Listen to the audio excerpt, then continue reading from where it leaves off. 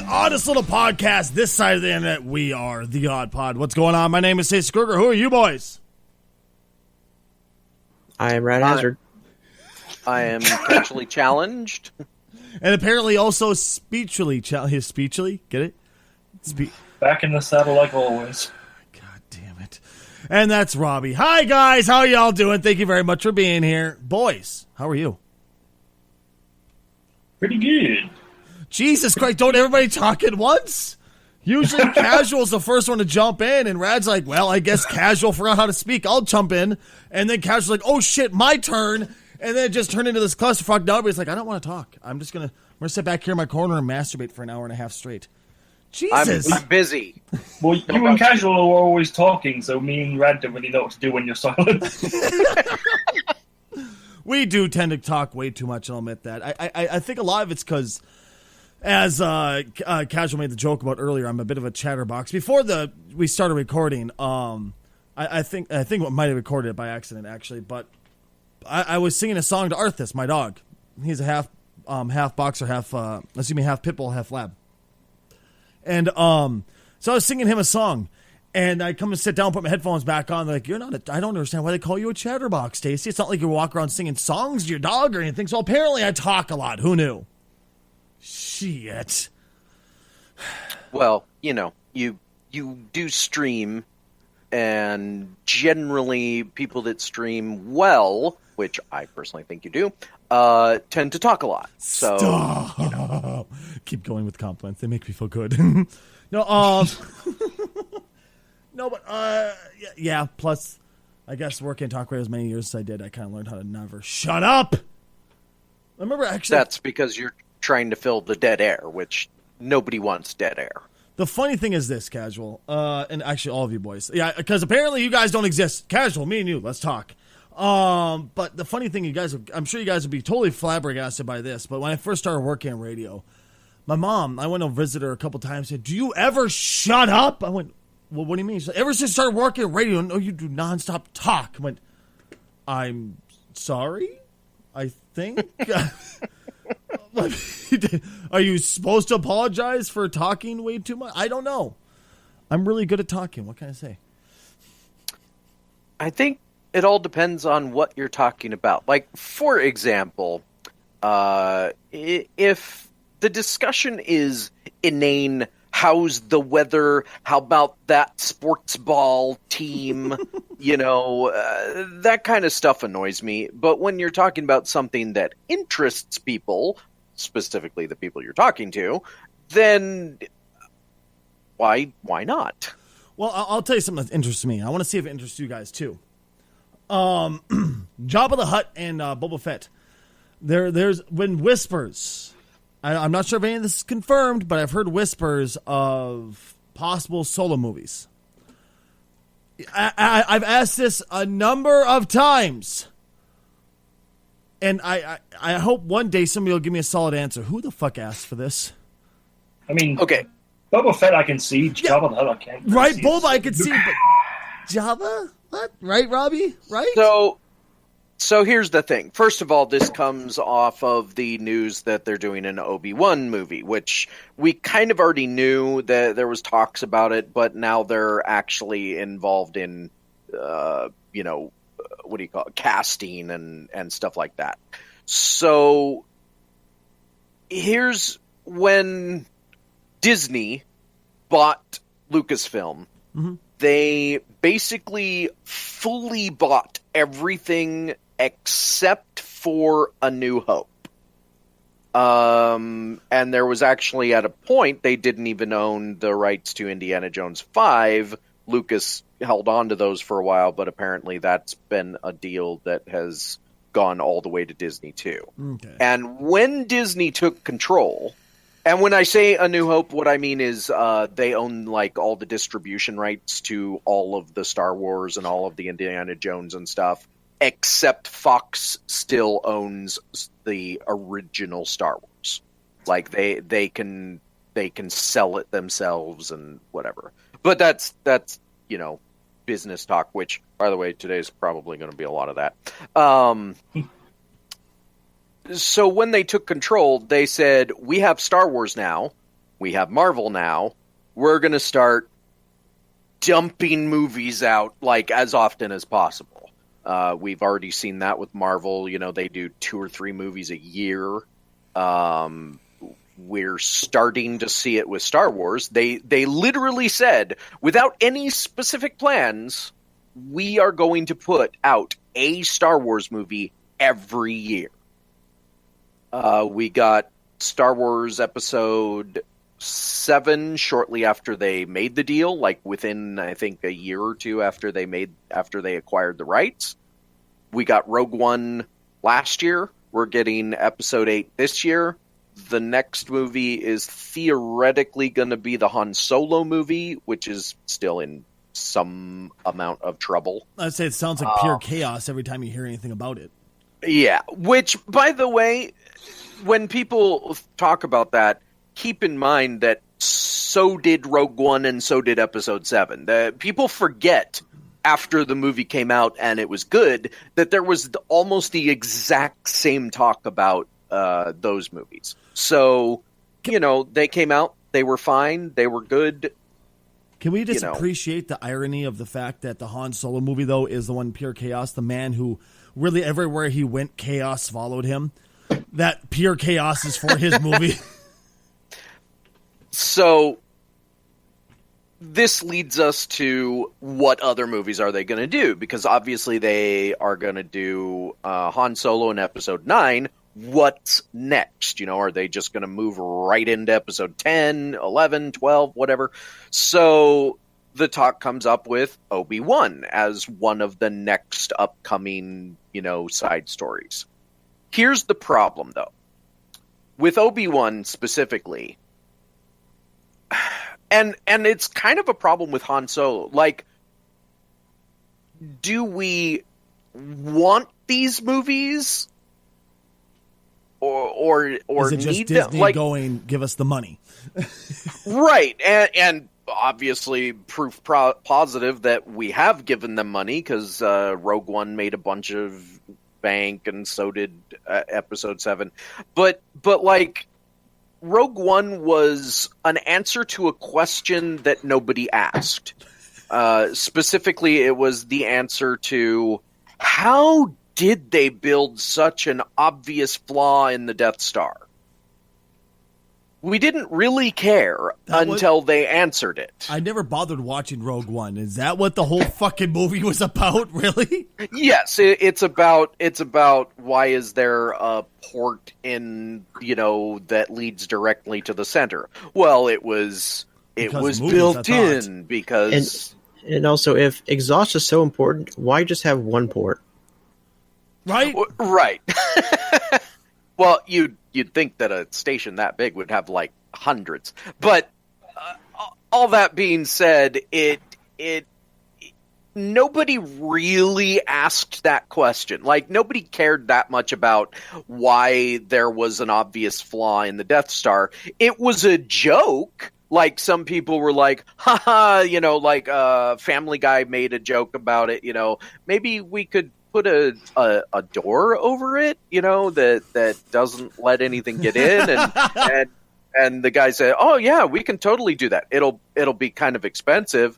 Oh well, never mind that. You know, that there's been jokes about it, but nobody actually cared. So now we come to the Han Solo movie, which is going to be a prequel again, because everything has to be a prequel. And it's going to be telling a story of, quote, young Han Solo. Which leads us to another problem. When Han Solo was first introduced, he's already young. Right? Was he like in his 20s? Exactly. He was like, I mean, Harrison Ford himself was in his 20s. So I hope it's not going to be like the young Han Solo, so it's like the annoying kid that played Anakin. Well, it's not going to be that young, but I mean, how young are we talking? He has to be like a teenager, right? I'm digging up right now. I'm going to try to find out the exact age of Han Solo in New Hope. Oh, please don't be a dick, computer. Okay, good. It's not playing the movie. Sorry, go ahead. And here's the worst part. So we've got this young Han Solo movie. they've revealed part of the movie is Han Solo isn't his real name. Now, if his name was like if the Star Wars universe had more conventional names to begin with, I would be like, oh, okay, well that makes sense that that his name isn't Han Solo. But all of Luke Skywalker, Kylo Ren, all of these weird names, and then they're going to tell us, oh, Han Solo, which is already a weird name, has another more than likely weird name. Who cares? Han Solo's real name is probably going to be like Jon Snow or something. Jon Snow. And they're going to tell us how, they're going to show us how he won the Millennium Falcon from what's his face, who, by the way, is going to be Lando is going to be played by a great actor. So I'm not worried about it being a bad movie, but it's still one of those things. Like, I don't want this movie. I want what happened in the 30 years between Return of the Jedi and the new Star Wars movie, the Episode 7. Like, there's got to be a story there. His kid turned into a neo-Nazi. Like, what happened? Did he have a tiki torch? Luke Skywalker went off to become a hermit on some planet that nobody could find. What happened? I want those stories. I don't care about this. And this is the problem. So that's what they're doing with the Obi-Wan story as well. They're talking about doing what happened between the time when Obi-Wan was at the end of Episode 3 to the beginning of Episode 4. Now, you might say there's a story there, but there actually isn't in this case, or there shouldn't be, because one of the lines was when he's called Obi-Wan, he says, "That's a name I haven't heard in a long time." And the basic story is that he went to Tatooine and he lived as a hermit for 17 years. Just watching over Luke. That's it. There's no more story there. The entire movie is just Obi-Wan complaining about how much he hates sand. right? Like if they were ballsy enough to do a movie where he literally just creepily watches some kid grow up and fixes soup and chases sand people away from his cave for 2 hours, I would actually watch that. But they're going to try and do some really involved story where, oh yes, I haven't heard that name for a very long time. Except this one time, let me tell you about it. I just had probably the most random thought you'll ever have on this podcast. Technically, the Obi-Wan Solo movie has already been done. It's called Disturbia. All right, so I went and looked it up. For Han Solo's age in New Hope. 29 years old. They actually went through and did the math of in movie lore of before the Battle of Yavin. Wow, Stacey, good job. The Battle of Yavin, yes. Yavin. Before and after, that's how they do it. Just like we have AD, right. BC. They did that. They found out he's 29 years old.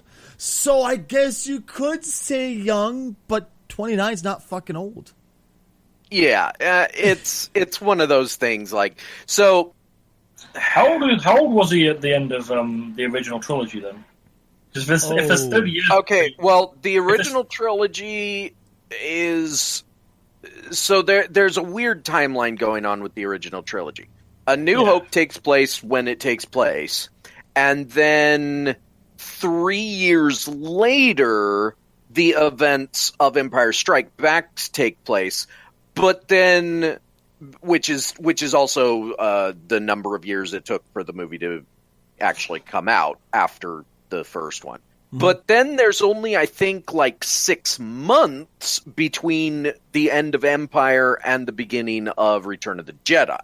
So it's, so he's not that much older. He's only 35, 36 by the end of the whole original trilogy. Yeah. Because I was thinking, like, if it's like 30 years between the end of the original trilogy and the Force Awakens, he does not look good for like 55, 56. That's true. He doesn't.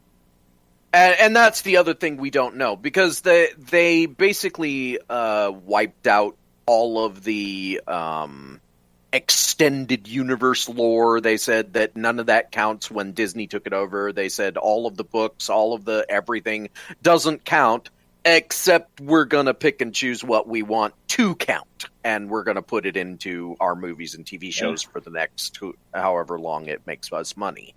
I guess it'd be more in his 60s, actually.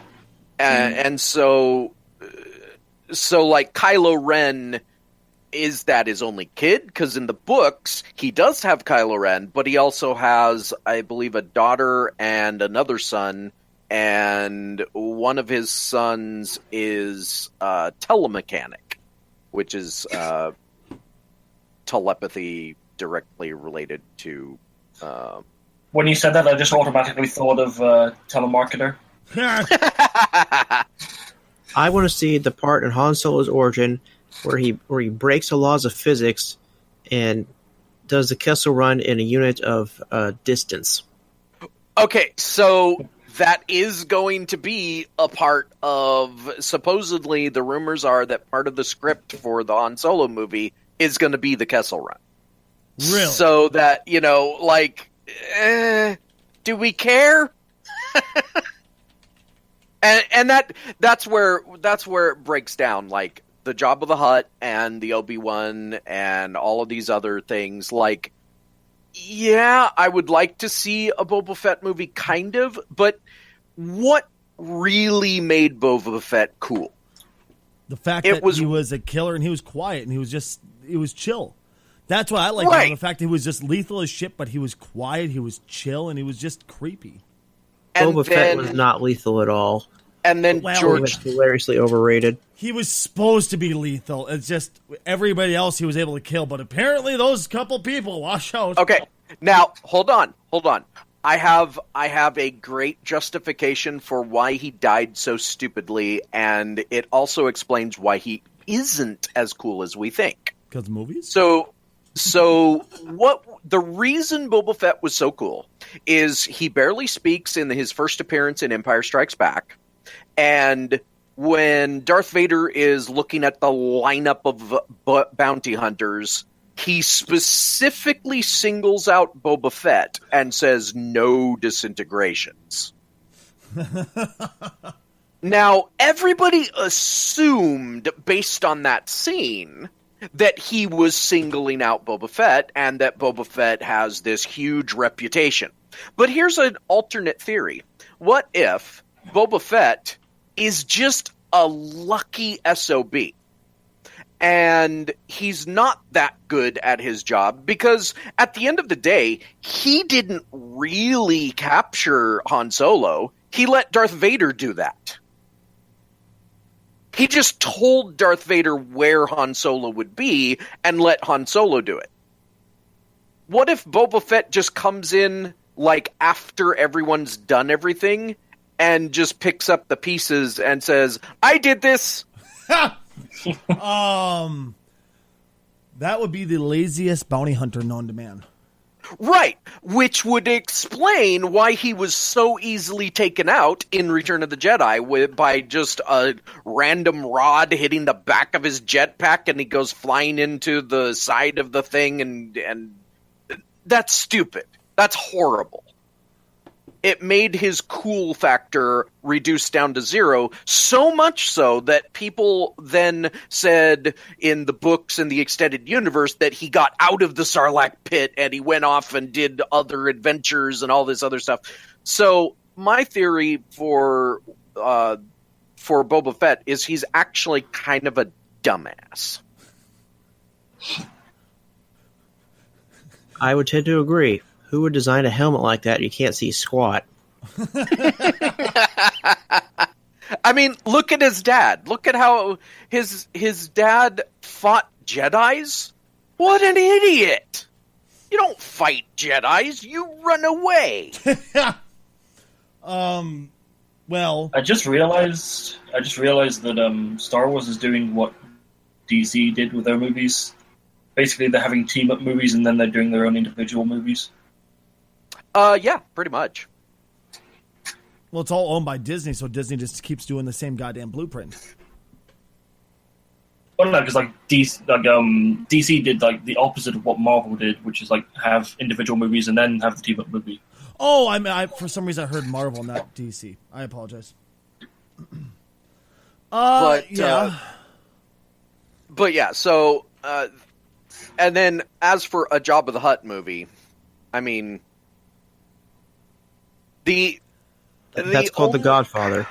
Right, that's what everybody is saying. Like it's just Jabba the Hutt as the Godfather, and if it's done like when he's like The Godfather, where he's like an Italian, I would watch that. Well, the question is this: are they going to do it when if they do decide to do it, are they going to do it like with the New Hope's extra scenes where he was still mobile, or are they going to do it in wasn't it Empire Strikes Back where he was Return of the Jedi? Was it Return? Okay, I can't remember offhand. Sorry. Yeah. Return, where he's just an immobile slug that's so fat he can't move anymore. Well, it wasn't that he couldn't move; it's that they didn't have the budget or the effects capabilities to make him move. I always thought he just couldn't move on his own power, so people had to move him. Jabba the Hutt in a Jedi, it took 5 puppeteers to make him work.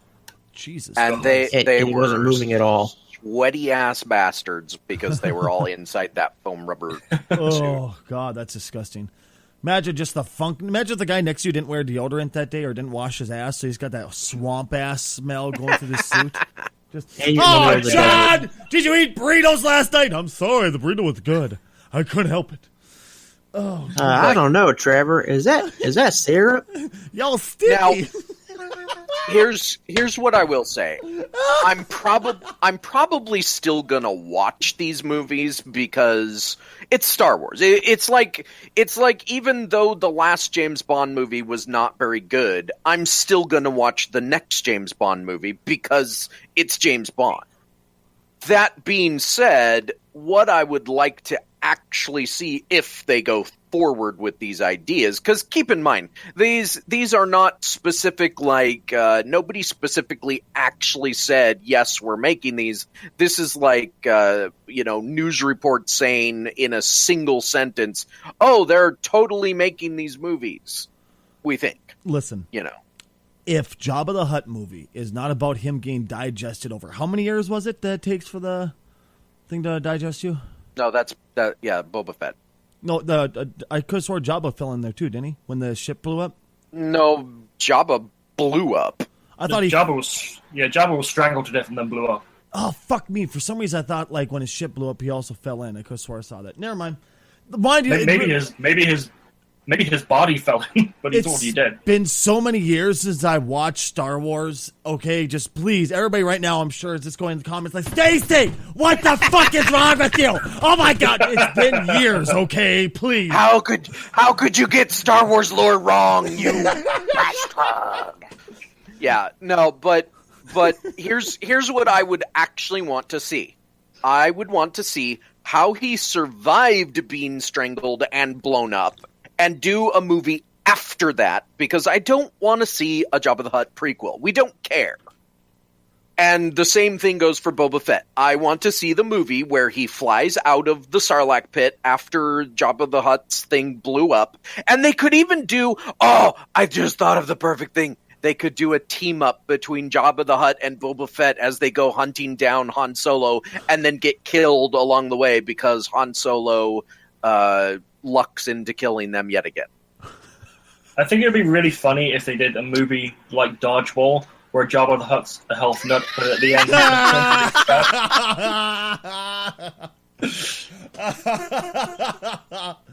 Oh, I want to see this now. I need to see an like the sweat headband on Jabba the Hutt on a treadmill. I need this in my life right now, guys. God damn it. But here's the question. Actually, this is a legit question, not a joke. With the upcoming movie, Hi, Arthas. Yes, we know you can hear the buzzer. If you guys can't hear Arthas in the background, you can hear the doorbell going. Minzel, you're fine. I promise, baby boy. Don't worry. You don't have to kill them. I promise. Thank you, Pink. She has to let the dog out. Thank you, Arthas. Don't kill. But here's the honest question I have for you guys. Say the Jabba the Hutt movie does actually happen. Are they going to go with what they did with Yoda, where they all of a sudden know where he's CGI doing backflips and shit? Or is it going to be another puppeteer thing? No. They CGI is cheaper now. True, but here's the thing, though. If it comes after the CGI, after the puppeteer Jabba the Hutt, how the fuck can you bring in a CGI and go, yeah, it's good enough? It just seems cheesy. Well, and cheap. Okay, so not cheap monetarily, but cheap as in no. For the fans. Here's the thing. When they did episode 1, the people involved said the CGI team said, we could do a CGI Yoda, and the people involved, some producers or whatever, said, no, we have to do Yoda as a puppet. And they tried to improve the puppet because all of the molds for the old puppet were destroyed, and they had to remake new molds and stuff. Yeah. Yoda looked terrible in episode 1. He's actually been redone as CGI in the DVD and Blu-ray releases because he looks so bad. They redid everything to make him look better.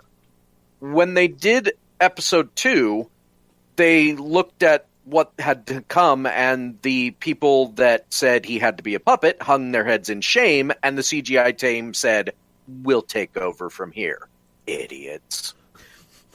Yoda looked good in episode 2. He looked, yes, he was CGI, but he looked just like the puppet. They even went to the extent to make his ears wobble like they did on the puppet because his ears were made of rubber and they wobbled every time his head turned. So nowadays they can make Jabba look good. But again, holy shit, I just looked at the comparison between the two of them. He looked like an old man that was constipated as a puppet.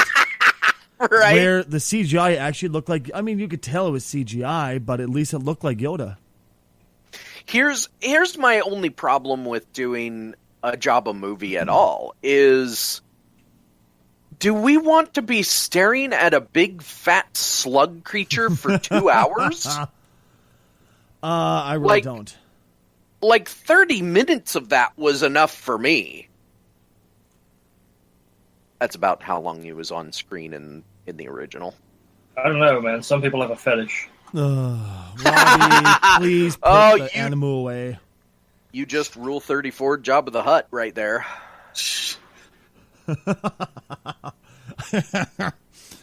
Oh, God, I'm finding pictures of him, too. Jesus Christ.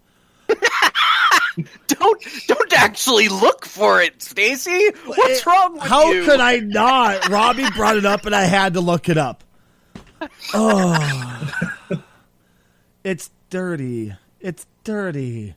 Just slug tail and butthole and just. Oh. What were you expecting, Stacy? I don't know. Ladies and gentlemen, the mind of Stacy Kruger in a nutshell. I have to know. I regret everything. I just looked up even more of it. It's even worse. Remember the slave chick that had like the tentacle head thing? Oh, yes. Yeah, she's riding Jabba's slimy dick. Let's just move on, shall we? But the tail is going in it. No, it's so bad. No. Stacy's like, oh my god, what have I done? Proceeds to keep looking. I can't. Stacy's the kind of person that looked up the 2 Chicks 1 Cup and said, you have to see this. That was me. I did that. Watch it. I got even better one, guys. I got even better one. Remember Leia when she was in the slave outfit? Oh, yeah. I think every kid that watched Star Wars reached puberty when they saw Leia in the state. Are you ready for it outfit. to be ruined? No, you're way past you for that. They slapped a cock and balls on her, and now she's getting fucked by Jabba the Hutt. Oh, Stacey, trust me, that's like... So, how about the Defenders? That's pretty tame stuff. So, yeah. So we're not going to spoil the Defenders for those that haven't seen it. It just came out. At least one of us hasn't seen it yet. Hi, how's it going? Oh, both me and Robbie haven't. That's right. Shit. What I will say, though, if you're a fan of the Netflix shows, the Netflix Marvel shows, which includes 2 seasons of Daredevil, 1 season of Jessica Jones, 1 season of Luke Cage, and 1, unfortunately, season of Iron Fist. It's not as bad as Iron Fist, but it's not as good as Daredevil.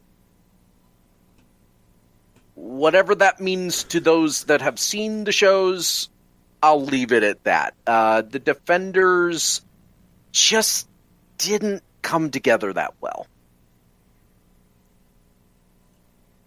It's saying it's not as good as Daredevil, but not as bad as Iron Fist. I think that puts it into like a I'm gonna watch that still kind of area for me, because I didn't hate Iron Fist. It wasn't great, but it wasn't like bad enough to put me off. So if it's better than Iron Fist, that's fine enough for me.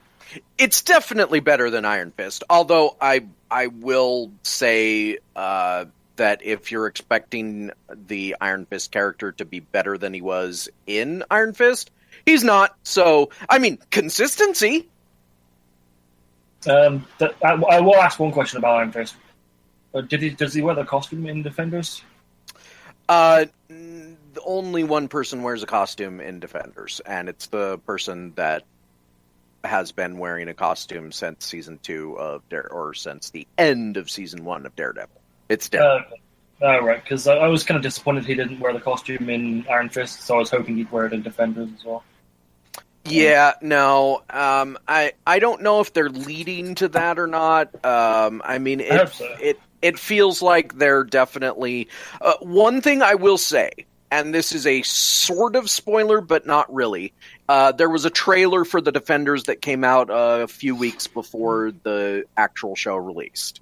And in it, people saw the Punisher. And I will warn you all, the Punisher is not in the Defenders.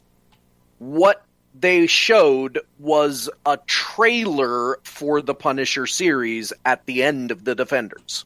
Yeah. That's all that he had. That's the only part the Punisher had in the Defenders was none. He was just a trailer at the end. Okay. So I was very disappointed in that, and I think people should be warned that he's not actually in the Defenders.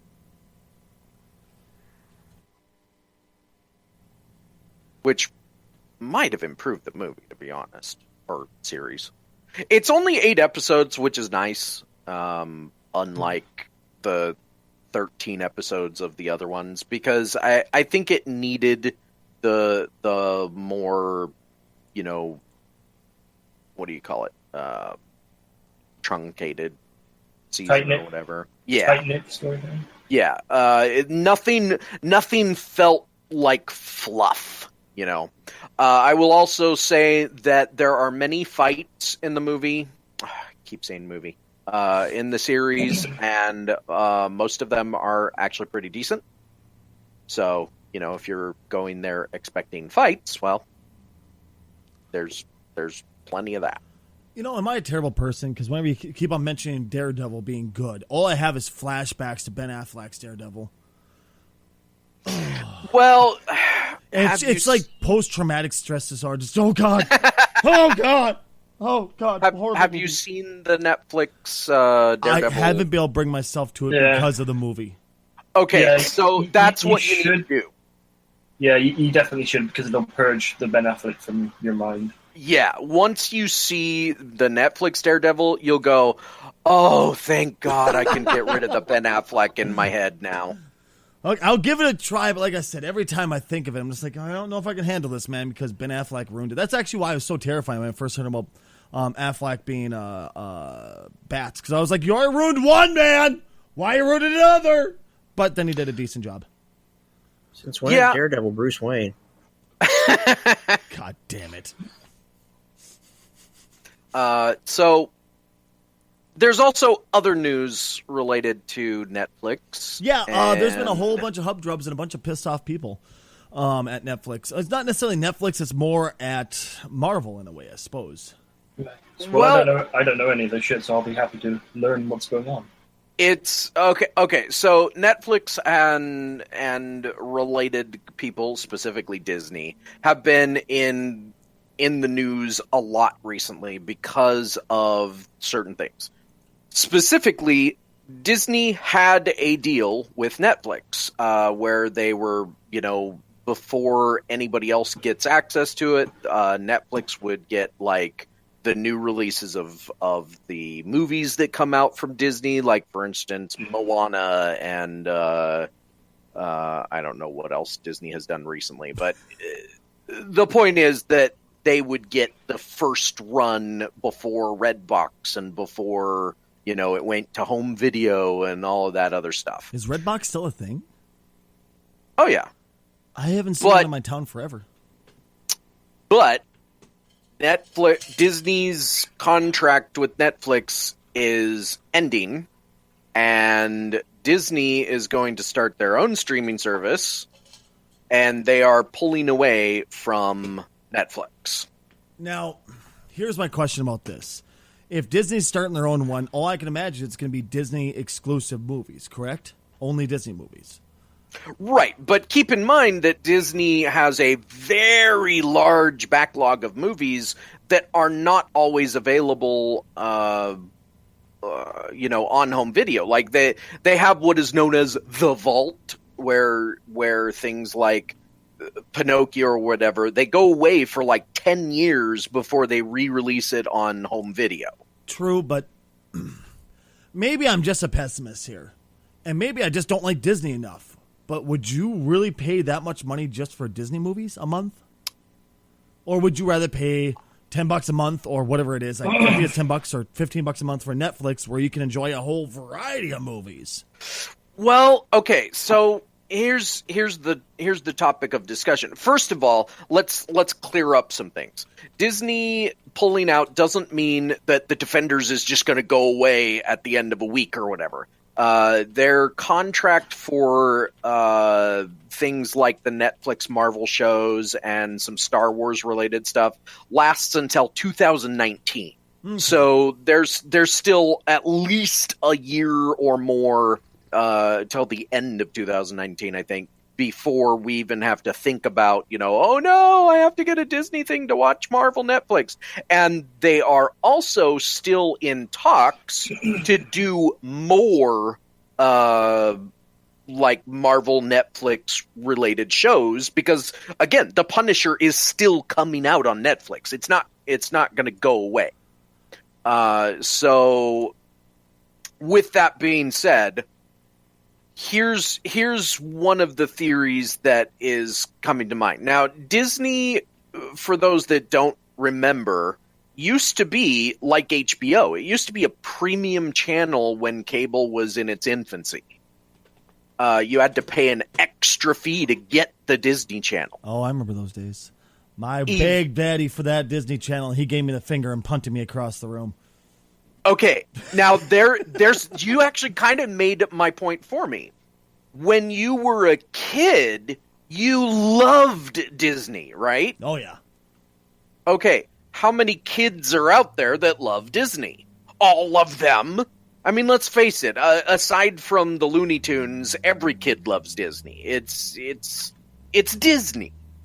So if they were to do a channel that just has, even if all it has is the animated Disney stuff and all of the classic Disney stuff, who's not going to pay for that for their kids?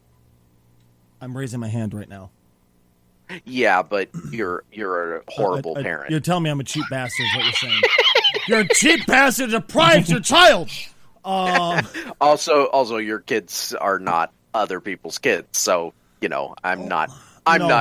Miles and Victor love Disney. They do. Well, mainly Miles loves Disney and stuff like that. But it's just, you kind of stop and go, that's another bill we can't fucking afford. We could barely afford Netflix as it is, along with our Amazon, for Twitch Prime. We could barely afford that as it is.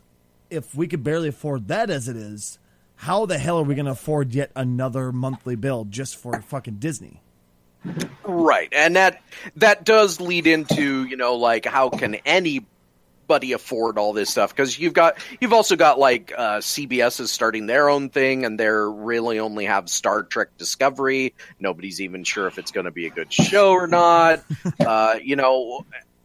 Can Disney, the real question isn't can an individual afford another streaming service, it's can Disney afford to say we're going to take this and you're going to either pay us or have to wait until it comes out on home video or whatever. Unfortunately, and I think it's Disney, so I'm going to say yes.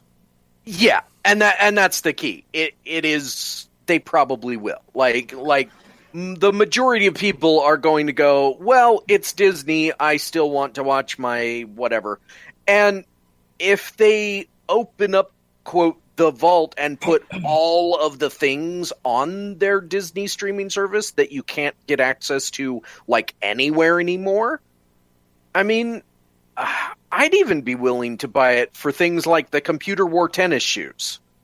And if you don't know what that is, it's a very old Disney movie starring Kurt Russell. He gets electrocuted while he's connected to a computer, and suddenly he is a computer. It's a terrible, concept and not a very good movie, but it's classic. Oh, my God. Disney I'm looking crap. at it now.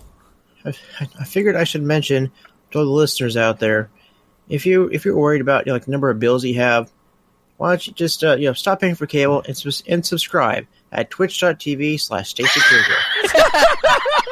You will not go wrong. God damn it. Well, actually, Rad, we'll get back to the subject in just a second here, boys. So let's put on our self-promotion hat real quick. Da da da da da da da. Hey, Rad. This is where we go. Hey, Stacy, what's up? Hi, Stacy. What is up?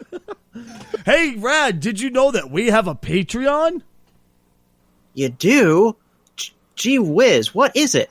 The Patreon's where you can support the podcast and help us make sure we can keep this thing on the air, such as paying for the subscription fees on Spreaker, paying for our electric bill, which is obscenely high at times, and helping us keep on the air.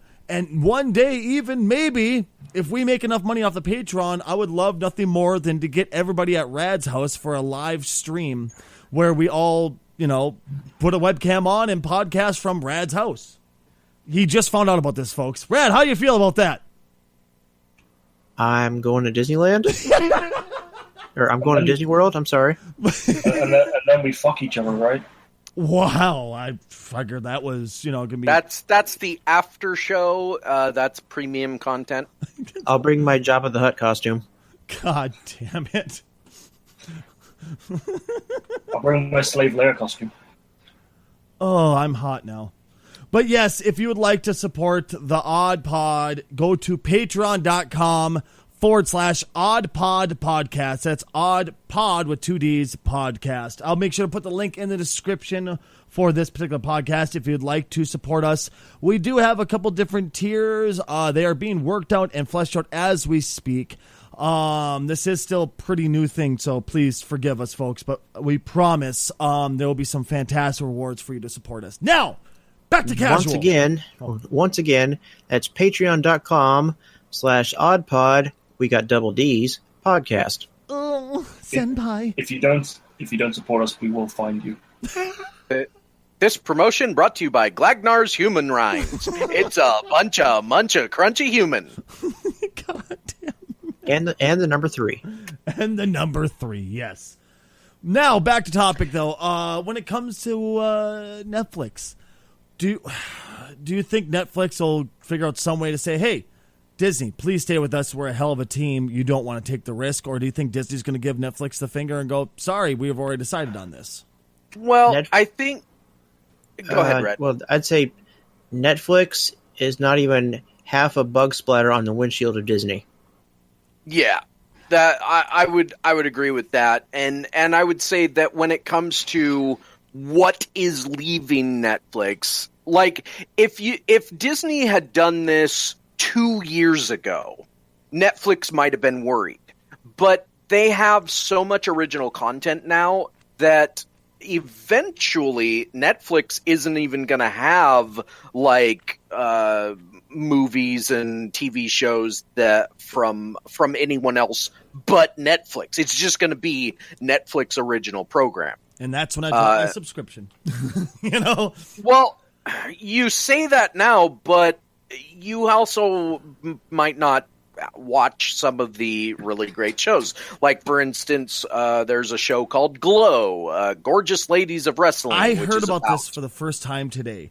And I don't know if I should or should not, but I have a bit of a confused boner just from the description. Well, and of course, Stranger Things. They just did a huge deal with what is known as Millar World, which, if you don't know who Millar is, I think it's Mark Millar. I'm not too terribly sure on that. He's the creator of Kick-Ass and what's that? Kingsman and some other product. Okay. Well, he is a creator. He is a person that creates content. And Netflix made a deal with his company so that he's going to be creating content for Netflix. Now, that does not mean we're going to see a Kick-Ass or a Kingsman TV show on Netflix, because those rights are owned by the people that did the movies. Mm-hmm. But what it does mean is they now have access to somebody that can give them content in the form of like stories, ideas, and other things that he is a person that creates original content already. And it's all very successful, at least in the comic book level. And when it's been adapted, case in point, Kingsman and Kick-Ass, it has been well received. So they're on their way to becoming more than just a place where you watch old episodes of Bones and the X-Files. Well, here's my thing. And this, I'm wondering if I'm the minority or not. When I use Netflix, I literally use it for documentaries, nothing more, nothing less. That's all I ever use it for. So I'll watch The Cosmos, both the new one and the old one. I'll watch all types of documentaries. Beyond that, I just don't use Netflix for anything. My kids will watch shit on it, but that's it. Am I really in the minority, and do you really think this is a direction that Netflix is going, where they're going to go, everybody else's content, go fuck yourself, it's all us now? Which would make sense monetarily. It makes great business sense, but do you think that's where they're going? Yes, you're in the minority. You're not in the minority in terms of like you only watch documentaries. Okay. But that's the other thing. Netflix is making original documentaries as well. So, like, eventually what you're going to find on Netflix is, well, Glow is actually kind of a documentary. It's hard to explain. Trust me, just go look up Glow on Netflix and you'll see what I mean. But what I will say is that they are one of the many stories of Netflix, which is going to be the main topic today, is they are projected to be $20 billion in debt. Now, that doesn't mean that they are in danger. What that means is they are spending so much money on all the various things that they're spending it on, whether it is original content or getting access to licenses to have movies and TV shows on their site. Whatever it is, they're spending a lot of money to do it. Now, they already spent in the last year $1 billion on new original content every week. That was their claim for 2017. They have done that. And out of that, we have gotten all of these great original shows. Like, we're going to get the Will Smith vehicle Bright, I think it's called. It's that one we talked about the what do you call it? It's like cops no in New York, but there's orcs and elves. We talked about it a little bit. Yes, I remember. I'm sorry. Yes. And they've spent, they've got, again, I have to mention Stranger Things because it's getting season 2 and it's a big popular thing. That all of the promises that Netflix has made, they have followed through with, and whether or not each individual person likes every show is not as important as they have a show for everybody to enjoy. And so far they are doing that. They are spending enough money to give each demographic a show that they like. You might not like Stranger Things, but this demographic does. Mm-hmm. So it ends up being money well spent, hopefully. Main where your course is always hopefully. Right. I don't know. I hope the best for Disney. I hope they kick some serious ass. I hope I guarantee Netflix will survive, but like I pointed out that I'm just not sure, because I looked at the list of original documentaries, and if that's their list, holy shit pickle. It's not exactly the most impressive list of documentaries. I looked at every single one of those. I could not find a single one that looked interesting. Of course, I like science, so that's my main, science, space, prehistoric shit. That's my main draw when I go to look at documentaries. But anyway, moving on. I hope they can pull through. I really do. I know they're speaking of TV shows and just original series in general. There was original series I watched back when I was a kid, and I loved it. Does anybody here remember the Jetsons? Who doesn't remember the Jetsons? Even if you didn't watch it, even my kids know the Jetsons. Of course, that's because I watched it with them. But do you guys? Both you guys remember the Jetsons, right, Robbie and Red? I remember it a little bit. I was always more of a fan of the Flintstones, to be honest. Well, they did a crossover once, but I understand what you mean there. Yeah. Rad, do you remember them? Yes, I do. Good old Elroy and Astro. What would you say if you heard they are putting out a live action Jetsons? Not surprised at all. Why? Right? Who asked for this? Question mark? That's my biggest question, is who the hell asked for this? Who's sitting in the boardroom going, you know what we haven't done yet? A fucking Jetsons TV show, live action? Yeah! We can get a real life Rosie. What the fuck? Because, the Flintstones movies work so well. Oh, God, those abortions on a stick. That was an abortion on wheat toast, man. Right. You know what? That was an abortion on pumpernickel, because not many people like pumpernickel, all right? And you had to eat the whole... We're moving on from that, but Jesus Christ! I realized if I kept going at that, one of you guys would have vomited. But seriously, if the Flintstones were that bad, who looked at the Jetsons and went, oh, we can improve on this. We're going to make a live action motherfucker of this, and it's going to knock the socks off you. I mean, I had great memories. Do I really want them crushed? Well, here's the thing. Now, didn't they do a live action version of Archie? Archie? No, wait, did they? Yeah, Riverdale. Let me find out real quick, Colin. Yeah, but Riverdale isn't. Riverdale is only... It has characters that are named Archie and Jughead and stuff, but it's a teen angst drama movie or series. Yeah. The Jetsons is going to be more like the Jetsons. It's but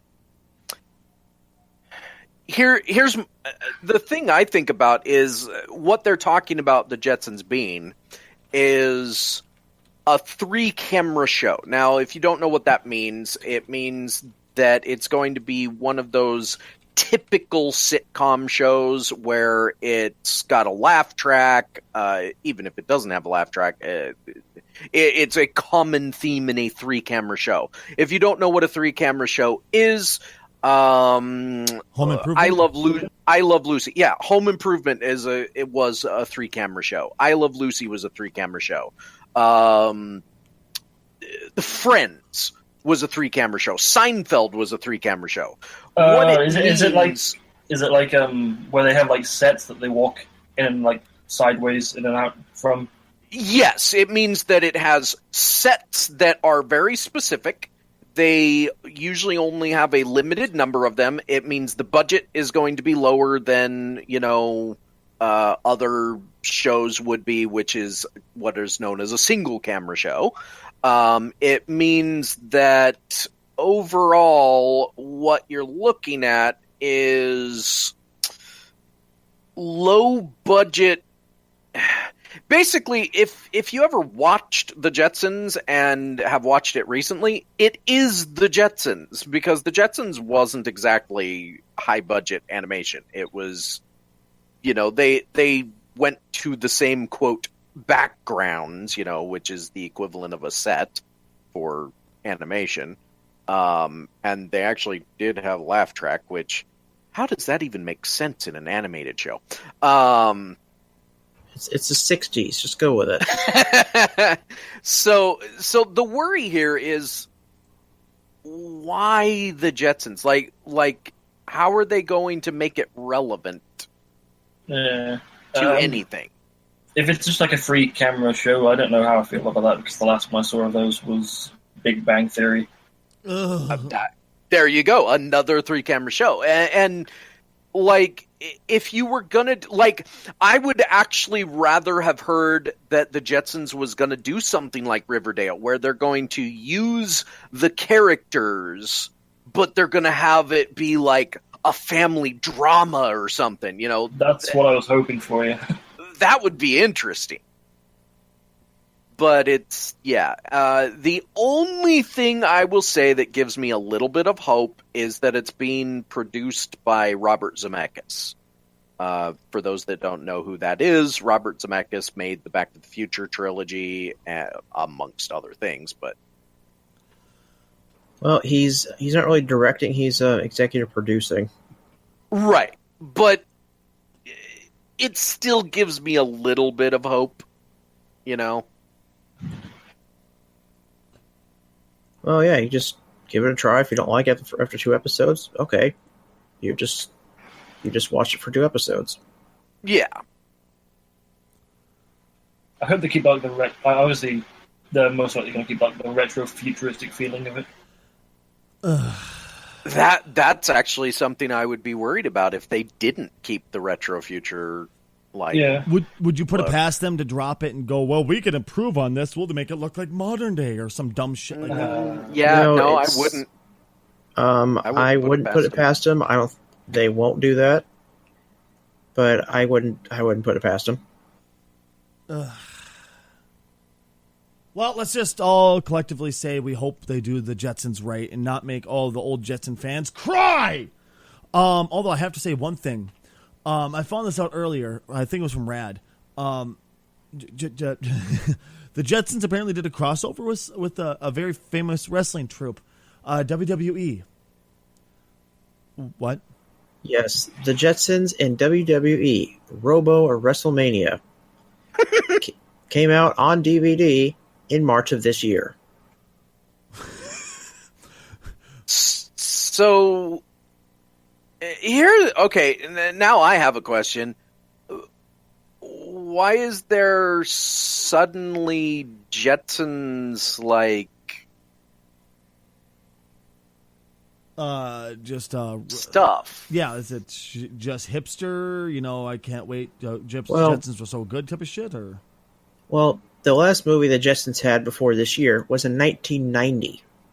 Oh, is that the one where he gets shipped off to some different asteroid? And he has to make. I don't know. It's just the Jetsons. The movie came out in theaters in 1990. I think I still have that one actually. So it's only been 27 years. I think it's about time to go Go plumbing the depths of nostalgia. With a snake and dig out that turd. Yep, I know which one this is. Yeah, this one. I remember this movie. I still watch this shit to this day. Believe it or not. Well, because I'm weird. Here's my question. Now, The Simpsons, for those that have never heard of that show, which I think is an impossibility at this point, was basically the Flintstones only in modern day. Like the format of The Simpsons is exactly what the Flintstones was. As is Family Guy, as is American Dad, as was the Cleveland Show. So the format, and the Jetsons is just the Flintstones in space. So the format is there, right? We as consumers of entertainment on television, we are accepting that this is a format that works because we keep consuming it. But I just am still kind of confused as why now? Like what made it so attractive? Right. Like what made somebody say, you know what would be perfect right now? The Jetsons. I can't think of a single good reason. I really can't. I can't think of a single good reason to bring it back. You know, there's nothing. I can't help but think that Jetsons have just gone past their time. That's it. They're old. They're tired. Let them die a peaceful death, not a humiliating 3-camera death. You know. I just assume that they're doing the whole like throwing shit at the wall, seeing what sticks kind of thing. Which, yes, probably part of that. And it, you know, they say, oh, well, Hollywood has no ideas and stuff. And the more I'm always a defender saying, you know, oh no, but we have some original content still coming out. But the more I think about it, the more I'm kind of agreeing. Hollywood has no new ideas. Like, all they can do now is reboot all the old stuff. Well, speaking of rebooting, there's a movie that's coming out that's being rebooted. I just found this story today, actually, while we were talking. Does anybody here remember Super Troopers? Yeah. I know the name. I never actually watched it.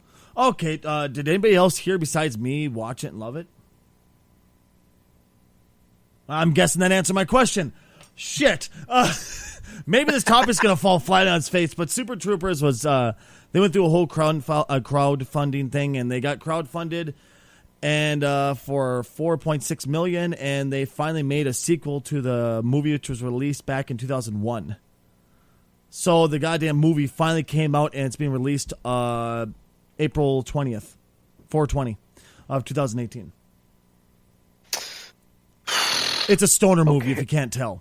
No, I know what Super Troopers is, but my question is again, do we care? Is it too late for the sequel, basically? Right. Well, we have someone here who's somewhat excited for it. I loved Super Troopers with a fiery passion. I remember showing it to my daughter, actually, the other day. You guys will love this story. I was showing the movie to my daughter, and her friend was having a sleepover, and I didn't think about it at first, because I remember watching the movie, enjoying it. And then one of the scenes came up. One of the iconic scenes where he's sitting there jerking off to the road sign, to the billboard, and I stopped and went, oh, fuck me. I those paused moments when a parent and a child are together for a sex scene. And I stopped and went, turn it off. She's like, what's so wrong with that? He's just jerking off. When, oh my God, Serena, shut up. Shut up. And I stopped. I looked at her and said, honey, if it was just you, it wouldn't be so awkward. But your friend's here, and if I was her parents, I'd kick my own ass. So we're going to stop this and just walk away right now. Because I completely forgot about that scene. I completely forgot about all the sex scene and the sex shit. I mean, the drugs, you know what? They talk about that shit at school all the time. It's not such a big deal. It's there. It's present. Fucking rap. Enough said. And metal with all the fucking pot reference. It's a fucking culture. It's there. You can't walk down the street without seeing a fucking, legalize it t-shirt. It's present in our society. Medical marijuana is everywhere. It's just pot. Big deal. But I was just like, it's not. I'm not one of those parents either. It's just like, sex is a forbidden topic. We can never talk about. I don't give a shit. I really don't. But since it's my child, that's okay. But since it's somebody else's child, I was like, we're gonna turn this off. Walk away now. But it was a great movie for its time. But is it too late? That's my biggest worry. That people are gonna go. It's gonna hit the theaters, and people are gonna go, oh, great, a movie that came out how many fucking, 17 years ago. Great, we have a sequel finally. Well, it seems like it's part of the nostalgia wave. It's in the similar mold as the Zoolander thing. Zoolander. Which, by the way, Zoolander 2, by all accounts, was awful. Oh, that model movie guy thing, right? That was done by Ben Stiller. Ben Stiller. Yeah. If you have Ben Stiller in anything but Kung Pao, you're just asking for a failure of a fucking movie. Let's face it. He's a terrible actor. He really is. And then you also stick what's his nuts in there too. Owen Wilson. Not Owen Wilson. The other fuck. Will Ferrell. Yes, that turd. Both of them are just awful actors, and Owen Wilson was not exactly great either. So you're asking for just a nuclear shit. I dispute the Will Ferrell thing because he has done a couple of pseudo dramas or dramedies, and he's actually a really good actor. But they're all the same character. No. These are movies you've probably never even heard of. Stranger Than Fiction. That's one. There's another one I can't remember the name of, but the problem is that Will Ferrell does do mostly the same role. Like he does a lot of movies that are the same, and it seems like he's not a very good actor because he does the same role. But when he ventures outside of that, you can see he actually has talent. Ben Stiller, not so much. He's just kind of Ben Stiller every. They just have to keep making Kung Pao Enter the Fist sequels for Ben Stiller, and he'll be a knockout actor.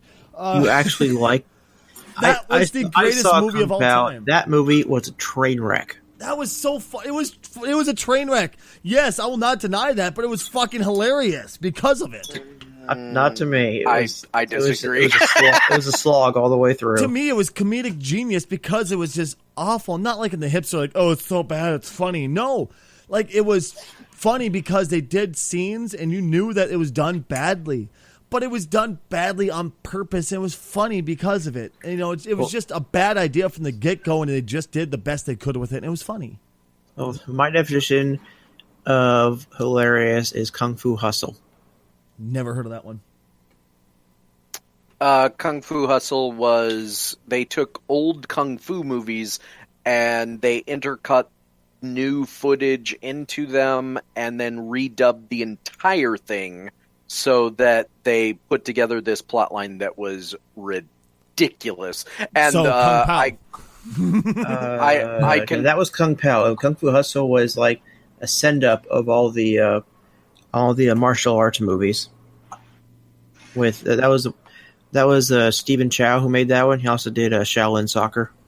Shaolin Soccer. I still want to see that one. Hold on. Shaolin Soccer. This is a fucking real movie? Yes, it is. Absolutely real. Kung Fu Hustle has some great fight scenes in it. Yes, it did. I agree with that because it's so like delightfully over the top. Yeah. Oh my god, this is awful. This is awful. I want to watch this. Ladies and gentlemen, The Mind of Stacey Kruger. It's so bad, I absolutely must spend time watching it. Why do you think I want to watch that goddamn Superman versus Batman? Because I heard it's so bad, I absolutely kind of want to watch it. Speaking of hamsters... Wow, that transition, though. Which nobody was. And going a little bit back to Netflix. So there's this show called Sense8 on Netflix.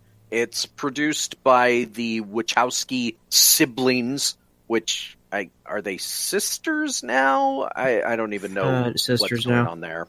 Anyway, if you don't know who the Wachowskis are, they were the ones that were famous for The Matrix. Okay. They produced this show on Netflix called Sense8, and it's... I don't know the specifics around it because I've never actually watched it, but basically they got 2 seasons out of it, and Netflix said, this isn't really working, we're going to cancel it. So fans of Sense8 were outraged and did like letter writing campaign, obviously email in the modern age, probably Twitter. And Netflix said, all right, we'll give Sense8 eventually, they haven't said a date, but we will eventually give Sense8 a 2-hour finale to wrap things up, like a movie style finale. Well, there's a website that is called X Hamster. I remember this from back when I was a child. I mean, I would never go on that as a child. It's a porn site. The Good Long Stroke site. They want to offer Netflix money to produce a 3rd season. I mean, so here's why. Because apparently there is a large fetish, a large group of people that Sense8 is a fetish for them. There's some kind of thing in the series that is fetishy, and they really like it, and they want to see more of Sense8 because of that. Therefore, X Hamster is wanting to produce it. They basically want to give Netflix money to keep the show going for at least a 3rd season. Now, Netflix... Here's the thing. I'm holding my tongue so hard right now. Go ahead, boss. Here's the thing. Netflix can't say yes. Even though it would be they would not be putting out any money on their end. It would give the fans a 3rd season, whatever. The reason they can't say yes to this is because it would align them with a porn site. Yeah. Okay. First, if this does happen, and we know exactly how cheesy everything on X Hamster is, it's just porn cheesiness. Do you think it's going to have all the bad porn I noticed you did this. No. Keep in mind, this would not be if they accepted the money, it wouldn't be anything from X Hamster. The only thing X Hamster would have to do with it is they would have producer credit in the show because they would be giving money to Netflix to produce it. The idea behind this is that Sense8 would get a 3rd season, and Netflix and the Wachowskis would do a 3rd season just like they've done it previously. This has happened before. Scrubs, for example, was on NBC for 7 seasons. At the end of the writer's strike, they were going to cancel it, but ABC swooped in and picked up the show. This happens all the time. Another network says, we like this show, fans like this show, we want to give money to this show, we'll take it over, we'll produce another show. And nothing actually changes except who's paying the bills. Okay. But they still can't. They just, unfortunately for Sense8 fans, they just can't. Well, I mean, is it really that bad to be aligned with a porn site? I mean, is porn really that awful? I mean, are all of the anti-porn establishment organizations around the world going to protest, fucking Netflix with how much fucking is on that website already? I mean, look at the original documentary, Hot Girls Wanted, talking about the porn industry already. But the difference is that all the sex, all the violence, all of these stuff, it isn't associated with a porn website. And that's it's art because it's not associated directly with a porn website. Have any of them ever seen Game of Thrones? Again, it's art because it's on HBO. But if it were on Pornhub, it would be porn. Well, isn't that a bit of a double standard, really? Oh, I mean, absolutely. Also, it's like one of those like fucking internet's always late to the party in such that like a website could be doing something for like years at a time, and then suddenly one iteration sets people off. Yeah. Yeah. And suddenly now it's a problem. Pretty much. I mean, I kind of feel bad for the fans of Sense8 because they're just not gonna get a third season, you know. Well, here's my question: say Hamster 8, God damn it, X Hamster decides to put out Feeling 9, or Feeling 9, and they have characters that are just like a letter off or just slightly different. And the plot's just slightly different, and then they just do the fucking show themselves. Is this possible? I mean, come on now. I already know the answer to this. But anyway,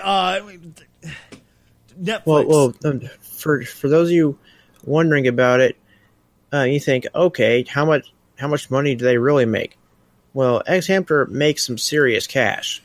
They're a porn website. They make they have money. They have the resources to literally make it happen.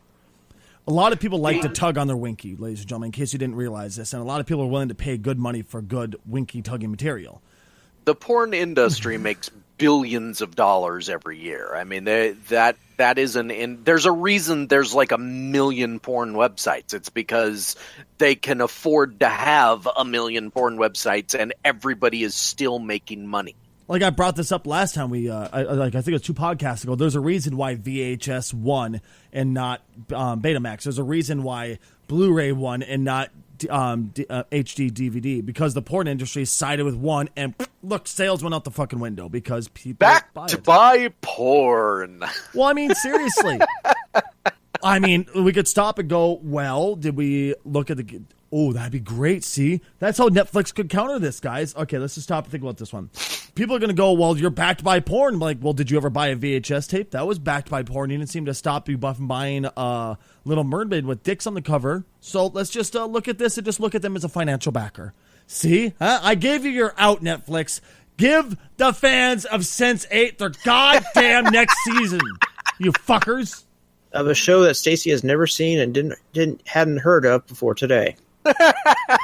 Hey, I know how it is to want matter. something. It's the principle of the matter. I know how it is to really want something new. Like when I saw the Cosmos come back up, because I was a huge Cosmos fan of the original run, and I saw that Neil deGrasse Tyson was picking up the mantle, running again. I was like, oh my god, it's the Cosmos, and it wasn't nearly as good. I mean, he just couldn't raise up to the challenge, in my personal opinion.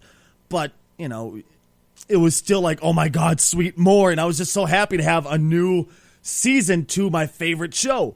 Fuck it, Netflix, buck up, stop being a bunch of bitches, take the dirty fuck money, and make a new season. God damn.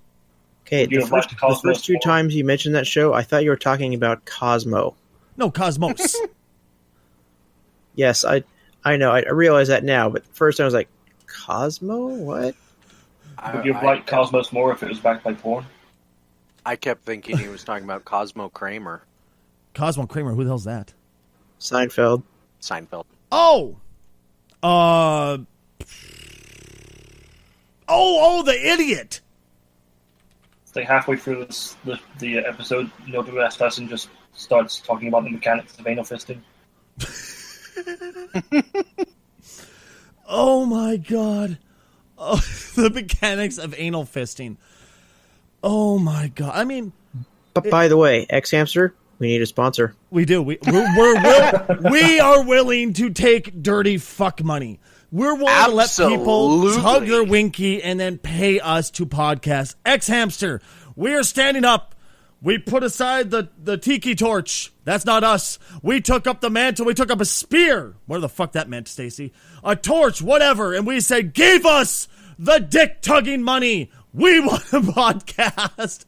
By the way, that's patreon.com/oddpodpodcast. Oh, no. Oh, why do I keep on making tiki torch references today? I do not know. But we're not complaining. Because you just came from in the tiki room. Wah, wah, wah. Okay, I think anybody who's keeping up the news knows why I'm making fun of this left and right. Moving on. I want to talk about one more show before we move on to something else that I didn't think was needed, and I didn't think people were asking for, but I could actually see being successful. King of the Hill. Damn it, Bobby. I mean, people loved this show with a fiery passion. It's not even that old since, it stopped being made. It's only, I want to say, it stopped being made 10 years ago, I want to say, at absolute most. Is that too long? Because there's talks right now that King of the Hill, it's in discussions, it's in, negotiations to bring King of the Hill back. Would it be a hit again, or is it too past its prime? What? Well, okay. So I used to watch King of the Hill. Mostly because it was on before or after The Simpsons when I was still watching that show. 8 years, by the way. It's been off the air for 8 years. Okay. So I can tell you that King of the Hill had something original going for it when it first started. The problem I have with it is that it fell into the same problem that almost every TV show that lasts long enough falls into, and that is that it got kind of dumb. It started caricaturing its own characters. Like the mom in that show used to be just kind of an interesting character, and then she became like a farce of the character of like a couple of episodes where she was like she became this overbearing, nosy bitch that nobody liked anymore, but they just kept doing every episode with her as that way. They focus, like The Simpsons eventually became the same thing. It became Bart is X, Lisa is Y. They become one-dimensional characters over time because people fixate on that one type of character, and they lose what used to make them interesting. And that's what happened to King of the Hill, in my opinion, and one of the reasons it was canceled, because it just, it wasn't interesting anymore. It was just stereotypical fill in the blanks King of the Hill episodes, like running on a what do you call it? Not a treadmill, but a hamster wheel. No, like production line. Okay. It was like it was being made on a production line, and they just put all the same standard pieces in the specific slots, and it was cookie cutter. Yes, that's exactly what it was. And they tried to do a couple of different things with it, like for instance they had Tom Petty played the boyfriend of Luann, and they introduced some new characters and stuff. But it just never quite got to the same level that it was when it originally started. It stopped being original, the usual unfortunate way that a show ends. So, all that being said, long story long, why bring the show back when it didn't end well to begin with? It's not like when Family Guy was canceled like 3 times, or Futurama was canceled, where it was at its height and people actually enjoyed it and they wanted it back because they couldn't understand why it was canceled. King of the Hill was canceled for a reason. Well, I think like King of the Hill. Okay, some background. I know a little bit about American television development. versus Japanese television development. Now, the only reason I bring this up is the way America does television series, almost probably over 90% of the time, is you do the series until it starts to spiral down, and then you cancel it. Right. So there is no definite end point. The way Japan has always done things is here's an entire series. It's 51 episodes. That's it. Doesn't matter how popular it is. Once you get hit episode 51, the storyline's over. We're done. Maybe in rare occasions it'll get a sequel series where it's similar, but it's completely all new characters, all that stuff. Now, it seems like what HBO and AMC, these other cable channels with original programming, are learning is, we do short series like 3-4 seasons, and that's it. We don't keep continuing it, because then you don't know how to end your story if you just keep making it up as you go along almost. And it seems like that's what happened with King of the Hill was, okay, all their original ideas, they kind of ran out of it, and it became cookie cutter. Right. Which is, again, like you said, what American TV does. They run out of ideas. They start doing clip shows. It becomes just another show that, should be canceled. Yeah, exactly. And the problem is you don't have a resolution to your story, or you did have a resolution to the story several seasons ago, and now they're just kind of there going through the motions, trying to come up with other stories, but it doesn't really work. So honestly, like for King of the Hill, if they can get back to the way it was originally, sure, it might be successful again. But unfortunately, they're not gonna have a definite endpoint. I can virtually guarantee you they're just gonna, if it comes back, they're just gonna do it until it starts declining in popularity again, and then just cancel it again. And here's my problem with the idea of doing that is, okay, so another example of a show that came back years later, Fuller House, also on Netflix. Didn't that crash and burn? Well, sort of. So it even got a second season, and there is a dedicated fan base for this show. Another good example that's even more recent in terms of when it ended to when it was picked up, again by Netflix, Arrested Development.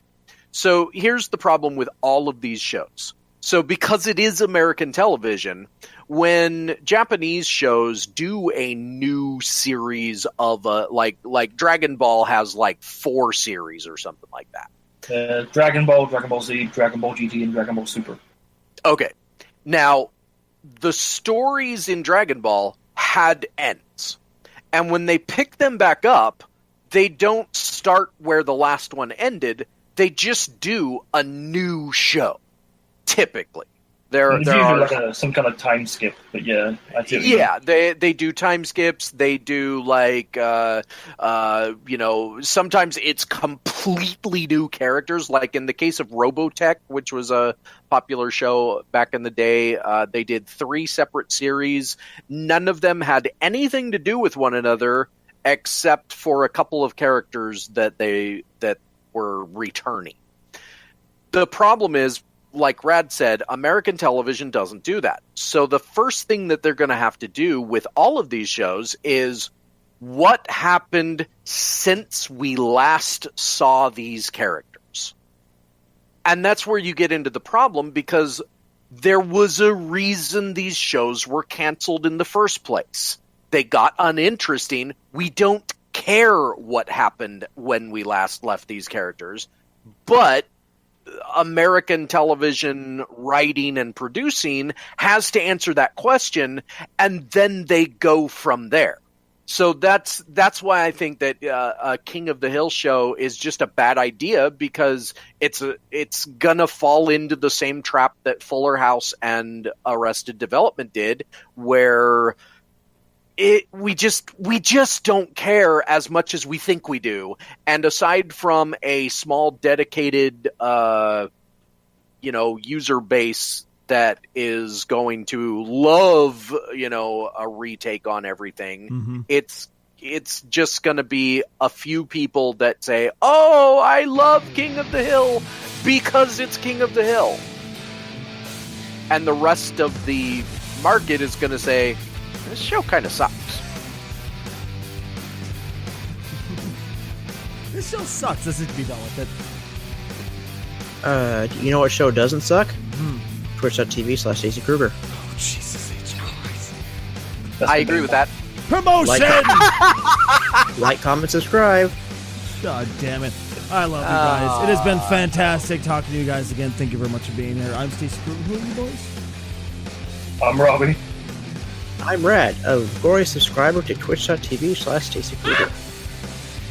I think I'm casually challenged, but I could be wrong since I apparently am not paying attention. Thank you all so very much for being here. We have been the Odd Pod. It's fantastic having each and every one of you here. Thank you so much for listening each and every one of these podcasts. You are amazing. We are the Odd Pod. We're decent. You take care of yourselves. We'll catch you next time.